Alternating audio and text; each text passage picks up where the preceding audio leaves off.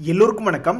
நம்மளுடைய ஷேர் மார்க்கெட்டில் இன்றைக்கி நிஃப்டியை 182 பாயிண்ட் இறங்கிக்குன்னா முதல் காரணம் ப்ராஃபிட் புக்கிங். எதுக்கு இருக்கிற லாபத்தை கொஞ்சோண்டு புக் பண்ணிக்கலாமே அப்படின்னு கடந்த 15 நாளுக்கு பக்கமாக மார்க்கெட் மேல் நோக்கி ஏறி வந்திருக்கு.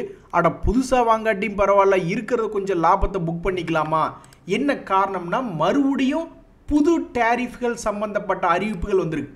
ஏற்கனவே ஏப்ரல் 2ஆம் தேதி என்ன ஆகும் டேரிஃப்னால அப்படின்றது தெரியாமல் இருக்கக்கூடிய இந்த நிலைமையில் மறுபடியும் புது டேரிஃப்கள் வேற வருது. அது போக Q4 ரிசல்ட்டும் அடுத்தடுத்த வாரங்களில் ஆரம்பிக்க போகுது.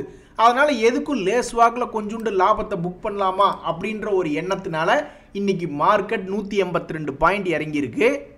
நேற்று வரைக்கும் FIS தொடர்ந்து வாங்கிட்டு தான் இருந்தாங்க. நேற்று கூட 5371 கோடிக்கு வாங்கியிருக்காங்க. இன்னைக்கு மார்க்கெட் 200 பாயிண்ட் பக்கம் இறங்கி இருக்கக்கூடிய இந்த நேரத்தில் FIS என்ன பண்ணுறாங்க அப்படின்றது தெரிஞ்சுக்கிறதுக்கு ரொம்ப ஆவலாக இருந்தாலும் நம்மளுடைய ஆவலையெல்லாம் அடக்கி வச்சுக்கிட்டு தான் இருக்கணும். ஏன்னா இன்னுமே அந்த டேட்டா வெளியே வரல. ஆனால் இந்த விளையாட்டு எத்தனை பேர்த்துக்கு பிடிச்சிருக்கும் அப்படின்றது தெரில. கீழேருந்து மார்க்கெட்டை கொஞ்சோண்டு பணத்தை போட்டு FIS ஏற்றி விட்டுருக்காங்க. மறுபடியும் அவங்க ஒரு 1 லட்சம் கோடிக்கு விற்று விட்டு பழையபடி 22,000 வந்துட்டு மறுபடியும் அங்கிருந்து மறுபடியும் ஒரு 24,000 வந்ததுனாலும் சந்தோஷமாக தான் இருக்கும். அல்லது இங்கிருந்தே மறுபடியும் பணத்தை போட்டு மேல் நோக்கி போச்சுனாலும் மகிழ்ச்சியாக தான் இருக்கும். அதனால் இந்த FISனுடைய டேட்டா என்னாச்சு அப்படின்ற மாதிரி பார்க்குறோம், ஆனால் வரமாட்டேங்குது. நண்பர்களே, இன்னைக்கு மிக முக்கியமான தகவல் மார்க்கெட்டுக்கு என்ன அப்படின்னு பார்த்தீங்கன்னா, இந்த சீமென்ஸ் அப்படின்ற கம்பெனி இன்னைக்கு மேல் நோக்கி ஏறி வந்திருக்கான். எதுக்காக இவன் இன்னும் ஒரு 6% மேல் நோக்கி ஏறி வந்திருக்கா? என்ன காரணம்னா, ஃபர்ஸ்ட் அதனுடைய முதல் தகவல் என்ன அப்படின்னு பார்த்தீங்கன்னா, சீமென்ஸ்னுடைய பிஸ்னஸ்லேருந்து சீமென்ஸ் எனர்ஜி பிஸ்னஸை தனியாக நீங்கள் பிரித்து எடுத்துக்கலாம் அப்படின்னு NCLT அப்ரூவல் கொடுத்துட்டாங்க. இதனால் என்ன ஆயிருக்கு அப்படின்றது ஏற்கனவே பார்த்த மாதிரி 5.5% இன்னைக்கு ஏறக்கு இதுதான் முக்கிய காரணம். அது மட்டும் இல்லாமல் இந்த NCLT அப்ரூவ் கொடுத்துட்டதுனால ஃபஸ்ட்டு என்ன நடந்திருக்கு அப்படின்னு பார்த்தீங்கன்னா, அந்த கம்பெனியினுடைய மேனேஜ்மெண்ட்டில் சம் சேஞ்சஸ் நடந்திருக்கு. இந்த மாதிரி சில டிரான்ஸ்ஃபர்ஸ் அப்படின்றது நடந்திருக்கு இந்த நியூ என்டிட்டி வர்றதுனால. அது மட்டும் இல்லாமல் இந்த NCLT அப்ரூவல் கொடுத்துட்டதுனால அவங்க சொல்கிறாங்க, இந்த சீமென்ஸ்லேருந்து சீமென்ஸ் எனர்ஜி பிரித்து எடுக்கும்பொழுது சீமென்ஸ் ஒரு ஷேர் யாரெல்லாம் வச்சுருக்காங்களோ அவங்களுக்கு இந்த சீமென்ஸ் எனர்ஜியில் ஒரு ஷேர் கிடைக்கும் அப்படின்ற மாதிரி சொல்கிறாங்க. சரி, எந்த தேதியில் இந்த சீமென்ஸ் வச்சிருக்கிறவங்களுக்கு அந்த சீமென்ஸ் எனர்ஜி கிடைக்கும் அப்படின்னு பார்த்தீங்கன்னாக்கா, ஏப்ரல் 7 அப்படின்றது ரெக்கார்ட் டேட் அப்படின்ற சொல்கிறாங்க. இங்கே தான் நீங்கள் ஒரு மிக முக்கியமான தகவலை பார்க்கணும். என்றைக்குமே பெரிய கம்பெனிகள் அவங்களுடைய இன்னொரு பிஸ்னஸை தனியாக பிரித்து விடும் பொழுது அது ஓரளவுக்கு நல்லா மேல் நோக்கி ஏறி வர்றான். ஒரு உதாரணத்துக்கு ITC சமீபத்தில் அவங்களுடைய ITC ஹோட்டலை பிரித்து விட்டுட்டு அவங்களுடைய பேரண்ட் கம்பெனி ITC குப்புன்னு கீழே விழுந்துட்டான். அதுக்கப்புறம் பிரித்து விட்டதுக்கப்புறம் இன்னும் எந்திரிச்சு மேல் நோக்கி வரல. ஆனால் ITC ஹோட்டல் அப்படின்றது பார்த்தீங்கன்னு வச்சிங்களேன், பிரித்து விடுற சமயத்தில் இந்த ITC அரௌண்டு 500 ரூபா பக்கத்தில் இருந்தால் இப்போ 22% இறங்கி 407 ரூபாயில் ட்ரேட் ஆகிட்டு இருக்கான். பட் அதே சமயம் இந்த ITC ஹோட்டல் சுமாராக வந்து லிஸ்ட் ஆகி ஒரு மாதிரி ட்ரேட் ஆகிட்டு இருந்தவன் 160 ரூபா ரேஞ்சிலேருந்து ஒரு கட்டத்தில் 200 பக்கத்துலலாம் போனால் இப்போ 191 ரூபாயில் ட்ரேட் ஆகிக்கிட்டு இருக்கான். ரிலையன்ஸு அதே மாதிரி அவங்க கிட்ட இருக்கக்கூடிய ஜியோ ஃபைனான்ஸ் அப்படின்ற பங்கை பிரித்து விட்டாங்க. அதுக்கப்புறம் பார்த்தீங்கன்னா அவன் சுமாராக லிஸ்ட் ஆகி மிகப்பெரிய அளவில் பணத்தை கிட்டத்தட்ட டபுள் பண்ணி விட்டுட்டு மறுபடியும் மேலேருந்து கீழே இறங்கிட்டான். ஆனால் ரிலையன்ஸ் அப்படின்னு பார்த்தீங்கன்னா அவன் கீழே இறங்கியே தான் இருக்கான், அவன்கிட்ட சந்தோஷம் இல்லை. இது மாதிரி நம்ம எத்தனையோ உதாரணங்கள் சொல்லலாம். பட் அதுக்கு நம்ம கடந்த காலத்துக்கு ரொம்ப தூரம் பின்னாடி போகணும். NMDC இருக்குது, NMDC ஸ்டீல் இருக்குது, PL இருக்குது, பிரமல் ஃபார்மா இருக்குது. அது மாதிரி எத்தனையோ கம்பெனிகள் பிரித்து விட்டதுக்கப்புறம் அந்த பிரித்து விடப்பட்ட கம்பெனிகள் ஓரளவுக்கு மேல் நோக்கி வந்தால், அந்த வகையில் இந்த சீமென்ஸ் எனர்ஜி எதிர்காலத்தில் நல்லபடியாக ஏதாவது பெரிய அளவில் இந்த ஷேர் ஹோல்டர்ஸ்க்கு ஏதாவது பண்ணி தருமா, அந்த வரலாறு திரும்பி வருமா அப்படின்றது பொறுத்திருந்தால் பார்க்கணும். அதுக்கே 6-7 மாதம் ஆகிடும். இன்னும் ஒரு முக்கிய தகவல் என்னென்னா, இன்றைக்கி இந்த மார்க்கெட் இறக்கிறதுக்கு ரிலையன்ஸும் ஒரு காரணம். ரிலையன்ஸ் இன்றைக்கி பாசிட்டிவில் வராமல் ஒரு மாதிரி நெகட்டிவில் ட்ரேட் ஆகிட்டு இருந்தா.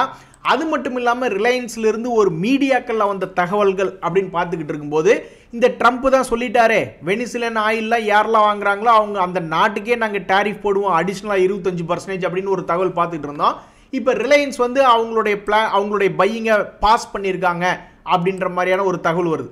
அது மட்டும் இல்லை, சிவனேன்னு இருந்த 2 கிளிகள், ஒரு கிளியில் பறக்கவும் இன்னொரு கிளியில் பாவம் அடிபட்டு புண்பட்டு கிடக்கிறதாகவும் 2 சொல்லடி இன்னைக்கு வாங்கியிருக்கு. அதில் பாருங்க ஒரு சந்தோஷம், இந்த மேரிக்கோ அப்படின்ற பங்கு 2.5% ஏறி இருக்கான். என்ன காரணம்னா அவனுக்கு ஒரு சொல்லடி மோத்திலால் ஓஸ்வால் அப்படின்றவங்க அவங்களுடைய ரேட்டிங் இன்னைக்கு வெளியிட்டதுனால அதையை சார்ந்து இன்னைக்கு இந்த மேரிக்கோ 2.5% ட்ரேட் ஆகிட்டு இருக்கான். கடந்த ஒரு வருஷத்துல கூட அவன் பெருசாக இறங்கி வரல. இந்த சமயத்தில் வந்து ஜொமேட்டோன்னு ஒரு பங்கு அவனை பிடிச்ச அடி இன்னைக்கு வெளுத்து விட்டாங்க, 2.5% இறங்கிருக்கு. நீ ஏப்பா பாவை இறங்குனா அப்படின்னா அவனுக்கு ஒரு சொல்லடிப்பட்டதான் காரணம். அது ஒரு பேங்க் ஆஃப் அமெரிக்கா அப்படின்ற ஒரு ஹவுஸ் வந்து அவங்க என்ன அவங்களுடைய ரேட்டிங் வெளியிட்டதுனால பாவம் இந்த ஜொமேட்டோ பாவம் இன்னைக்கு அடி வாங்கியிருக்கு. நண்பர்களே, இந்த வருண் பிவரேஜஸ் அப்படின்றது இன்னைக்கு 2% ஏறி இருக்கான். அதில் ஒரு மகிழ்ச்சியான தகவல் என்ன அப்படின்னு பார்த்தீங்கன்னாக்கா, அவங்களுடைய ஃபைனல் டிவிடெண்ட் அப்படின்றது கொடுக்குறாங்க. அதனுடைய ரெக்கார்ட் டேட் அப்படின்றது ஃபிக்ஸ் ஆயிடுச்சு. அது ஏப்ரல் 4, 2025 அப்படின்ற மாதிரி ஒரு அனௌன்ஸ்மெண்ட் வருது. இதை தொடர்ந்து சமீப காலமாகவே இந்த வருண் பிவரேஜஸ் அப்படின்றது பார்த்தீங்கன்னா கடந்த ஒரு மாதமாக பார்த்தீங்கன்னா 17% அப்படின்றது ஏறி வந்திருக்கான். கோல்டு பிரைஸ் தொடர்ந்து பெரிய அளவில் எந்த விதமான மாற்றம் இல்லாமல் அவனுடைய வாழ்க்கையின் உச்சத்திலேயே ட்ரேட் ஆகிட்டு இருக்கான். நண்பர்களே, இந்த சமயத்தில் இன்னைக்கு மார்க்கெட்டே கும்பாபாடியாகி கீழே படுத்து கிடக்கு. ஏகப்பட்ட ப்ராஃபிட் புக்கிங் போய்கிட்டு இருக்கு. ஆனால் இந்த ஹிந்துஸ்தான் ஏரோநாட்டிக்ஸ் அப்படின்ற எடுத்து பார்த்தீங்கன்னா எதிர்நீச்சல் போட்டு ராக்கெட் ஆப்போசிட்டில் விட்டுருக்கான். சமீப 6 காசமாக ராக்கெட்டை காலுக்கடியில் விட்டு விளையாண்டுக்கிட்டு இருந்தாங்க நிறைய டிஃபென்ஸ் பங்குகள். ஆனால் இன்னைக்கு ராக்கெட் மாதிரி மேலே விட்டது யாருன்னா HAL தான். கிட்டத்தட்ட அவன் ஏறி இருக்கிற பர்சன்டேஜ் பார்த்தீங்கன்னா 3% மேல் நோக்கி ஏறி ஒரு மாதிரி ராக்கெட் மாதிரி க்ளோஸ் ஆயிருக்கான். நண்பர்களே, இன்னும் 2 முக்கியமான தகவல் ஒன்று இருக்கு. டிஃபென்ஸ் சைடே தான் BDL அப்படின்ற கம்பெனி அவங்க பாருங்க 4362 கோடிக்கு ஒரு கான்ட்ராக்ட் சைன் பண்ணியிருக்காங்க. இந்த பாரத் டைனமிக்ஸுமே சமீபத்தில் ஒரு 6 வீக்ஸ் லோ 1 இயர் லோ பக்கத்தில் ட்ரேட் ஆகி கொண்டு இருந்தவன் தான் கொஞ்சோண்டு மேல் நோக்கி ஏறி வந்திருக்கான். இவனுதில் இன்னைக்கு ஒரு நல்ல அருமையான தகவல் என்ன அப்படின்னு பார்த்தோம்னா, நம்ம மினிஸ்ட்ரி ஆஃப் டிஃபென்ஸோட நாங்கள் ஒரு கான்ட்ராக்ட் சைன் பண்ணியிருக்கோம். 4362 கோடி அதனுடைய மதிப்பு அப்படின்ற மாதிரி தகவல் வெளியிட்டிருக்காங்க. நண்பர்களே, இந்த ZFCV இந்தியா அப்படின்றது ஆட்டோ துறையில் இருக்கு. இவங்க வந்து குவார்ட்டர்லி ரிசல்ட் Q3 அப்படின்றது வெளியிட்டிருந்த பொழுது இவங்களுடைய முதலீட்டாளர்களில் FISல என்ன மாற்றம் வந்தது, ஏன்னா பல்வேறு பங்குகளில் FIS தொடர்ந்து வித்துக்கிட்டே தான் இருந்தாங்க அப்படின்ற தகவல் வந்துட்டு இருந்த சமயத்தில் கடந்த 3 குவார்ட்டர்களாக 4 குவார்ட்டர்களாக 5 குவார்ட்டர் 6 குவார்ட்டர்கள் 7 கடந்த 7 குவார்ட்டர்களாகவே கொஞ்சம் இன்க்ரீஸ் பண்ணியிருந்த ஹோல்டிங் பர்சன்டேஜ் அப்படின்றது இந்த ZF கமர்ஷியல் வெஹிக்கிள் அப்படின்ற பங்கு தான். பட் இதனுடைய விலை என்பது மிகப்பெரிய அளவில் சரிவடைஞ்சிருந்தான். என்னதான் FIS அவங்களுடைய அதாவது பிரைஸ் கீழே போய்கிட்டே இருக்கு, FIS அவங்களுடைய ஹோல்டிங் பர்சன்டேஜ் இன்க்ரீஸ் பண்ணிக்கிட்டே போயிட்டே இருந்திருக்காங்க. பட் இருந்தாலும் இந்த பங்கு 10,000 ரூபாய் வரையாக 52 வீக் லோவில் போய் உளுந்துட்டு அப்புறம் கொஞ்சோண்டு மேல் நோக்கி ஏறி வந்திருக்கான் இன்னைக்கு. நண்பர்களே, வாரி ரெனேபிள்ஸ் டெக்னாலஜிஸ் அப்படின்ற ஒரு பங்கு ரொம்ப நாளாக இவனுக்கு வந்து எந்த விதமான செய்திகளும் பெரிய அளவில் வரல. இவனுமே வந்து ஒரு 52 வீக் லோவில் போய் அநியாயத்துக்கு 3000 ரூபாய் எங்கே, அதாவது ரெனேபிள் எனர்ஜின்னு பயங்கரமாக கிரேஸ் இருந்தது ஒரு காலத்தில். எப்படி ஒரு 40 வயது தாண்டிய நடிகைகளுக்கு பெரிய கிரேஸ் இருக்கிறது இல்லை, 20 வயதிலிருந்து 25 வரை இருக்கும் பொழுது அவங்களுக்கு நல்ல ஒரு கிரேஸ் அப்படின்றது சினிமா ஃபீல்டில் இருக்குது. அதுக்கப்புறம் குறைந்துடுற மாதிரி இவன் ஒரு காலத்தில் ரெனியூபிள் டெக்னாலஜியில் வந்து பயங்கரமாக ரெனியூபிள் எனர்ஜி சம்மந்தப்பட்ட கிரேஸ் மார்க்கெட்டில் இருந்தப்போ 3000 வரைக்கும் இவனை தூக்கிட்டு போனவங்க இப்போ இவனை தூக்கி 1000 ரூபாயில் தூக்கி வீசிட்டாங்க. இப்போ இந்த பங்கில் என்ன ஒரு தகவல் அப்படின்றது வந்திருக்குன்னா, இவங்களுக்கு ஒரு ஆர்டர் கிடச்சிருக்கு. சரி, ஆர்டர் கிடைச்சதெல்லாம் ஓகே, எங்களுக்கு அதனுடைய ஆர்டர் மதிப்பு எவ்வளோ அப்படின்றதான் எதாக இருந்தாலும் முக்கியம். அந்த மதிப்பு என்பது 232 கோடி அப்ராக்சிமேட் அப்படின்ற மாதிரி சொல்கிறாங்க. இந்த பங்கு ஒரு குவார்ட்டருக்கே பார்த்தீங்கன்னா 200 கோடி 500 கோடி 300 கோடி அப்படின்ற மாதிரி தான் சேல்ஸ் பண்ணிக்கிட்டு இருக்காங்க. இந்த சமயத்தில் அவங்களுக்கு கிடைச்சிருக்க ஒரு ஆர்டர் அப்படின்றது ஒரு நிம்மதி பெருமூச்சு விடும்படியாக ரொம்ப நாளாக தேடிக்கிட்டு இருந்தாங்க இந்த ஷேர் ஹோல்டர்ஸ், ஏதாவது ஒரு நல்ல தகவல் வராதா அப்படின்ற மாதிரி. நண்பர்களே, ஒரு மிகப்பெரிய ஒரு சாதனையை இந்த JSW ஸ்டீல் அப்படின்றது பண்ணியிருக்காங்க. என்ன அப்படின்னு பார்த்தீங்கன்னா, உலகத்திலேயே அதிகமான மார்க்கெட் கேபிட்டல் கொண்ட ஒரு ஸ்டீல் கம்பெனியாக உருவெடுத்திருக்கு. நீங்கள் ஒரு உதாரணத்துக்கு இப்போ நீங்கள் இந்த JSW ஸ்டீல் வந்து சமீபத்தில் இருக்கிறதுலே 52 வீக் ஹை பக்கத்தில் வந்து ட்ரேட் ஆகிட்டு இருக்கான். எத்தனையோ ஸ்டீல் கம்பெனி இருக்குது. ஒரு உதாரணத்துக்கு செயில் இருக்கான், அவன்லாம் இன்னுமே 52 வீக் லோவில் தான் படுத்துக்கிட்டு இருக்கான். டாடா ஸ்டீல்னு ஒரு கம்பெனி இருக்கான், அவன் வந்து கொஞ்சோண்டு ரெக்கவரியாகி ஒரு 6 மந்த் ஹை பக்கத்தில் வந்திருக்கான். பட் இருந்தாலுமே ஸ்டீல் கம்பெனியில் டாப்பில் இருக்கிறது இவன் தான். உண்மையிலேயே அவனுக்கு லீடருக்கு தகுதி படைச்சவன் தான் அப்படின்ற மாதிரியான ஒரு தகவல். அதாவது நீங்கள் எப்படி கம்பேர் பண்ணி பார்க்கலாம்னா, 2,58,000 கோடி இவங்களுடைய மார்க்கெட் கேபிட்டல். இதே நீங்கள் டாடா ஸ்டீல் எவ்வளோ நினைப்பாங்கன்னு நீங்கள் நினைக்கிறீங்க? அவங்களுடைய மார்க்கெட் கேபிட்டல் என்பது வெறும் 1,94,000 கோடி. நீங்கள் செயலெல்லாம் போய் கூட கம்பேர் பண்ணி பார்த்தீங்கன்னா தான் இவன் எவ்வளோ பெரிய ஆள் அப்படின்றது தெரியும். அவனுடைய மார்க்கெட் கேபிட்டல் என்பது வெறும் 46,799 கோடி தான். நீங்கள் நினைக்கலாம் இந்திய பங்குகளோட கம்பேர் பண்ணுறதுக்கு உலகத்தில் நீங்கள் ஆர்சிலர் மிட்டல் அப்படின்ற ஒரு ஸ்டீல் கம்பெனி இருக்குது, அந்த மாதிரி பெரிய கம்பெனிகளோட கம்பேர் பண்ணி பார்த்தாலும் இவன் பெருசு. அதனால தான் செய்திகளில் வந்திருக்கு. இன்னும் ஒரு மகிழ்ச்சிகரமான தகவல் என்ன அப்படின்னு பார்த்தீங்கன்னா, இந்தியாவுடைய ஜிடிபி growth கடந்த 10 வருஷத்தில் இல்லாத அளவில், அதாவது 10 வருஷத்துக்கு முன்னாடி இருந்ததை விட இப்போ ஆல்மோஸ்ட் டபுள் அப்படின்ற மாதிரி $4 ட்ரில்லியன் அமெரிக்க டாலர் என்பதை தாண்டி இருக்கு. இது வந்து மார்க்கெட் இறங்கி கிடக்கக்கூடிய நேரத்தில் பொருளாதாரம் சம்பந்தப்பட்ட தகவலில் ஒரு மகிழ்ச்சியான தகவல் தான் இது. இந்த சமயத்தில் மிகப்பெரிய ஒரு சம்பவத்தை செயல்படுத்தினவன் தான் இந்த கேப்ரி குளோபல் கேபிட்டல் அப்படின்ற பங்கு. அவன்லாம் ஒரு வருஷத்தினுடைய லோவில் இருந்தவன் தான். என்ன நினச்சானோ $150 ரேஞ்சிலேருந்து இப்போ சிறிய நாட்களுக்கு பிறகு பார்க்கும்பொழுது அதில் குறிப்பாக இன்றைக்கி 17% ஏறினதுனால இன்றைக்கி மிகப்பெரிய ஒரு மகிழ்ச்சி டாப் கெய்னராக வந்திருக்கான். ஸோ இந்த பங்கை வச்சிருக்கிறவங்களுக்கு உண்மையிலேயே இன்றைக்கி ஒரு சந்தோஷமான சம்பவத்தை பண்ணி விட்டான். யோ எங்களை விட்டுருங்கயா அப்படின்ற மாதிரி பாவம் இந்த இண்டஸ்இண்ட் பேங்க் முதலீட்டாளர்லாம் கதறிட்டு இருக்காங்க.